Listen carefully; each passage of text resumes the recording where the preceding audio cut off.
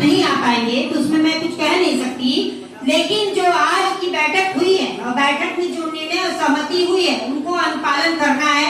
उनकी जगह पे प्रभार में भी यहाँ उपायुक्त बैठे हुए हैं, सारी चर्चा सब कुछ देखा है इन्होंने और उस पर बाकायदा इस चीज पे विषय पे बात होने के बाद हम लोगों ने निर्णय लिया है, सहमति बनाई है और उसका अनुपालन निश्चित तौर पे करना है। अगर वो अनुपालन में इनके द्वारा कोताही बरती जाती है, किसी तरीके की बात रखी जाती है तो उसको संज्ञान में लेके उस पर मैं बार बार बोल रही हूँ कि इनके द्वारा बहुत चीजों को नेग्लेक्ट किया जा रहा है, तो उसके द्वारा ऊपर प्रस्ताव पारित करके फिर निंदा लेंगे। तो बोर्ड से पढ़े थोड़ा हमको बुलाया जाए, सहमति है इस विषय पे। उसको डेट को निर्धारित करके उनको सख्त हिदायत दिया जाए कि उस मीटिंग में वो रहे। बातों का नोट किया जाए कि जो विभाग में काम हो रहा हो उस पर जांच बैठाया जाए और मैडम सारा करना 4 बजे गंगा है इसमें शामिल किया जाए।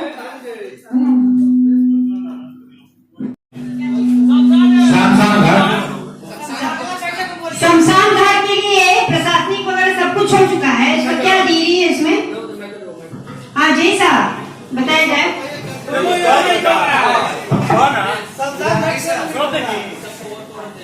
मैडम कोयडोला में जो नर्सिंग कॉलेज के पास भूमि पड़ी है उसका कितना बार मैंने पार्क के लिए दिया था मैडम, अभी तक सेंशन नहीं हुआ, जबकि राजस्व परिषद पटना से भी नो ऑब्जेक्शन आ चुका है, सब कुछ हो चुका है, लेकिन अभी तक कोई उस पर कार्रवाई नहीं हो रही है।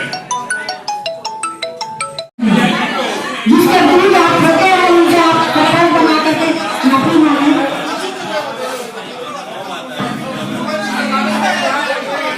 अक्टूबर 19 नवंबर तक का भुगतान मेरे वार्ड के सफाई कर्मचारियों की नहीं मिलेगी।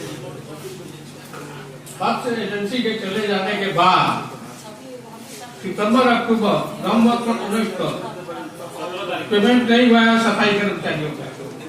एक तो ये है, दूसरा ये है मेरे वार्ड नंबर 19 के अनुबंध कर्मी ध्रुव राउत पिता रामधारी राउत को अनुबंध से हटाकर मास्टर रोल पर काम करने के बावजूद 4 महीना के भुगतान बाकी है।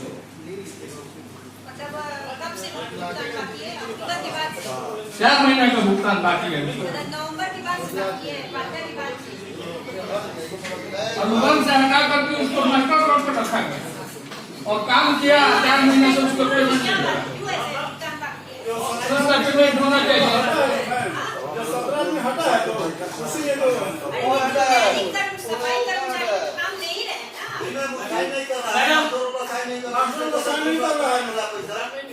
मैडम 17 कर्मचारी का जो हुआ था पूर्व जो वार्ड था तो उनको पूरा हम लोग रिकॉल करके जहाँ जैसे काम करने दिया जाए। अच्छा कैसे मिलेगा? पेमेंट मिलेगा तो वो समझ जाएगा, वो तो डेली पेमेंट जाएगा मैडम, इसीलिए पेमेंट मिल गया है ना।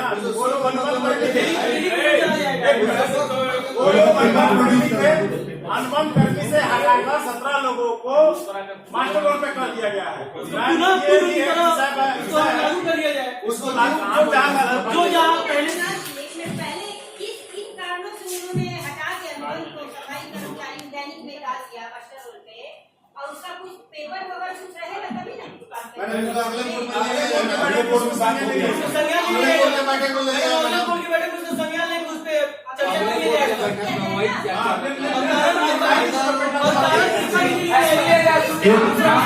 काम कराया है,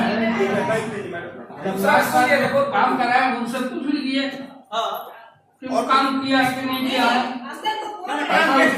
काम किया लोग आज भी काम कर रहे हैं, पेमेंट नहीं ले रहे हैं, कारण कि एक बार जब डेली बेस का पेमेंट ले लेगा तो वहाँ से ब्रेक हो जाएगा। अंकल वही बात हो रही है कि मास्टर रोल पे वो साइन नहीं कर रहा है, उनके द्वारा बताया जा रहा है धारी निरीक्षक के द्वारा कि मास्टर रोल पे साइन नहीं करके दे रहा है और लेटर निकाल दिया गया मास्टर रोल का, समझ रहे हैं मास्टर रोल का। तो उसी विषय पे हम लोग आगे अगली बोर्ड की बैठक में देख लेते हैं कि किन कारणों से अनुबंध से हटा के उनको मास्टर रोल पे डाला गया है, तो उसमें आपका निदान निकल जाएगा। ठीक है,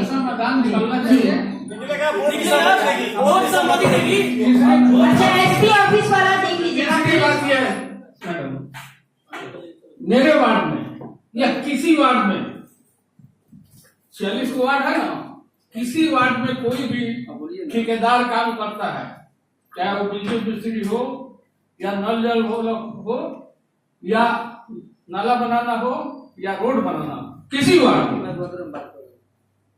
ये हम जानना चाहते हैं कि आज पार्षद कोई ठेकेदार गलत सामान लगा रहा है, गलत काम कर रहा है, तो वार्ड पार्षद को कोई हक है कि नहीं पूछने का कि तुम ऐसा क्यों कर रहे हो? अगर पूछता है, जूता से मारिए निकाल, अगर ऐसा कोई है तो नहीं सुन रहा है तो अगर ऐसा कोई कर रहा है तो मेरे ख्याल में किसी भी वार्ड का उसका पेमेंट रोका जाए जब तक के वार्ड पार्षद नो ऑब्जेक्शन डाल दे।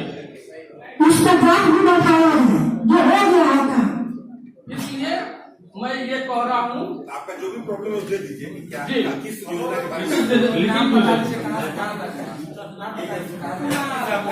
हमारे वार्ड में नंबर में नहीं, आप जो भी है उसको है ना दे दीजिए, प्रोसीडिंग में लगवा देते हैं। तो देते हैं।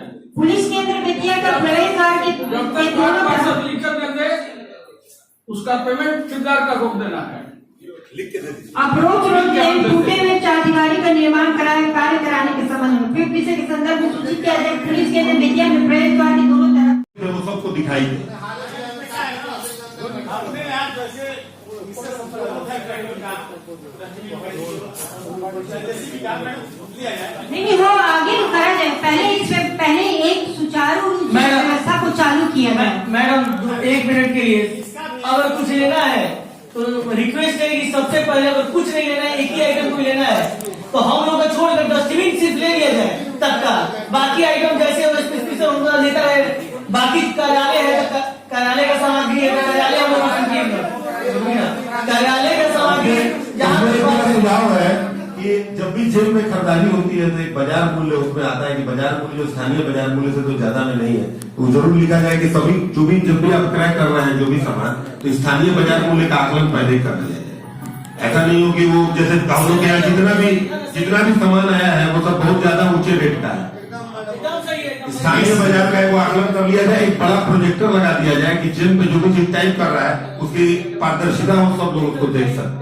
मैडम ये कार्यालय के बिना काम चल रहा है, चल जाएगा, सेकेंडरी मैटर इसको रखा जाए और 4 कंपनियां, जैसे मान लो ट्रैक्टर लेना है चाहे कोई चीज लेना है, उसकी 4 कंपनी को आमंत्रित किया जाए, उससे बात कर जाए, उसका स्पेसिफिकेशन जो होगा वो स्पेसिफिकेशन देकर उसके बाद प्रोजेक्टर लगेगा। हमको जेसीबी का अगर 50 HD का हमको चाहिए प्रोक्लेम तो उस पर क्लिक करेंगे, उसका जो प्रोवाइड करेगा वो लिया जाएगा, अन्यथा कि हम हिटाची का या अन्य किसी का नहीं लेंगे। क्या यही होना चाहिए? वहाँ पे जब जेल में टाइप किया जाएगा तो खरीदारी ऐसी चीज है कि उस सामान को फिर 5 साल 7 साल झेलना पड़ेगा। तो भाई बढ़िया से बढ़िया समझ के एक बार में नहीं 2 बार में स्पेसिफिकेशन सप्लायर से मंगा के कि क्या बढ़िया से बढ़िया सामान हो सकता है, जो सामान लिया जाए वो ब्रांडेड लिया जाए। ऐसा सामान नहीं कि आया और यहाँ पे खाली में पड़ा रह जाए। वो स्टील का डस्टबिन आया है, कहीं दिखाई नहीं दे रहा है। चुनाव के ठीक पहले स्टील डस्टबिन खरीद हुई। चुनाव के ठीक पहले मैं बोलना चाहूंगा इससे कि चुनाव के ठीक पहले स्टील के डस्टबिन खरीद हुई 28,500 रुपए में 400 सेट। चुनाव के पहले उसकी क्या आवश्यकता थी? कहीं वो डस्टबिन नहीं दिखाई दे रहा है, उतना महंगा आइटम आज रोड पे लगा रह गया और चोरी हो गया। अब कोई चोरी भी कर गया, उसके पीछे पीछे हम दौड़ते रहे दिन भर। उसके अलावा जो ऑटो टिपर लिया गया है, जिसको हॉपर टिपर बोलते हैं, वो कम कैपेसिटी का लिया गया। उससे पहले जो पोचरिंग बोर्ड में लिया गया था ऑटो टिपर सफेद वाला, वो उससे ज्यादा कैपेसिटी का था। अब वो सब आते ही खराब हो गया। इसके अलावा आप देखेंगे कि जो ई रिक्शा लिया गया है, वो ई रिक्शा भी तुरंत चार्जर जल गया, उसका किट खराब हो गया, कभी कुछ खराब हो गया, वो चलता ही नहीं है। तो ऐसा सामान लेने का क्या मतलब? ये सारी की सारी खरीदारी चुनाव पूर्व की है, मतलब उसमें हम लोग का कोई रोल नहीं है। और उसको सारी की सारी ऐसे सामान खरीद के हम लोग को दे दिया गया और वो पूरा का पूरा खराब लीजिए। एकदम इसकी सर्विस मैडम प्राथमिकता के आधार पर कार्यालय